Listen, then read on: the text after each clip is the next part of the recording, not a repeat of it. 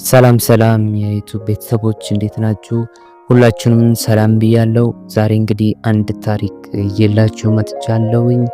ይህ ታሪክ ምንድነው የሚለውን ከመናገሬ በፊት ግን ቤተሰብ ያልሆናችሁ ሰብስክራይብ እያደረጋችሁ እንዲሁም የደውል ምልክቷን እየተጫናችሁ ቤተሰብ እንድትሆኑ በአክብሮት እየጋበዝኩኝ ዛሬ ይህ በምስል ላይ የምትመለከቱት ሰውዬ በጣም አስገራሚ የሆነ ሰው ነው። እርሱ ምንድነው? ትውልዱ የሚጀምረው በማሌዥያ ውስጥ ነው። ማሌዥያ ውስጥ ነው የተወለደው። ስለ ልደቱም ይሁን ስለ መጀመሪያ ህይወቱ የሚታወቅ ነገር ባይኖርም የችሎታ ግኝት በህይወት ቆይታው በኋላ ያልተለመደ ተሰጥኦን አገኘው። እርሱም ምንድነው? የብረት ነገሮችን ማጣበቂያ ወይም ማግኔት ሳይጠቀም ከቆዳው ጋር ሊጣበቅ እንደሚችል ሲረዳ ህዝባዊ ሰልፎች ወይም ደግሞ ሰዎች በተሰበሰቡበት ቦታ ላይ ሊዮ ታውሊን ትልልቅ የብረት ነገሮችን ብረትንና ሳህኖችን ጨምሮ በሰውነቱ ላይ በማያያዝ ህዝባዊ ሰልፎችን በማድረግ ዝነኛ ሆነ ወይም በጣም ታዋቂ ሆነ።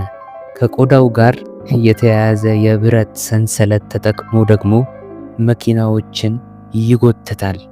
በማሌዥያ የሚገኘው ትልቅ ዩኒቨርሲቲ ጥናት በማድረግ በሊዮ ታውሊን ቆዳ ላይ ጥናት በማድረጉ ከመደበኛ በላይ የሆነ የግጭት ደረጃ ላይ እንዳለ ደምድሟል።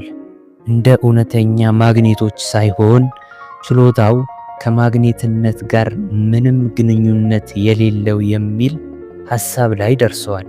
ነገር ግን ሊዮ ታውሊን በብዛት የሚነሳበት ሐሳብ በዚህ አይነት ሁኔታ ላይ ቢሆንም በዩኒቨርሲቲዎች ነገር ግን በህብረተሰቡ ላይ ከፍተኛ የሆነ ተጽዕኖ በማሳደር ተቀባይነትን ሊያገኝ ችሏል።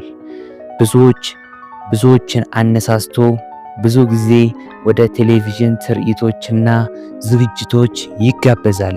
ምንም እንኳን ሳይንስን ልክ እንደ መግነጢሳዊ ኃይል ሳይሆን እንደ ቆዳ ግጭት ቢያብራራውም ችሎታው ግን እንደ ብርቅዬ የተፈጥሮ ስጦታ ይታይ ነበር።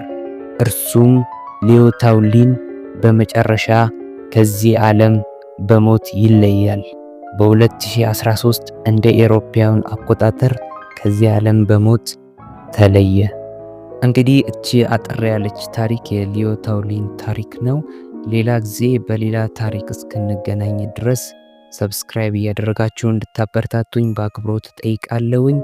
በሌላ ፕሮግራም እስክንገናኝ ድረስ ሰላም።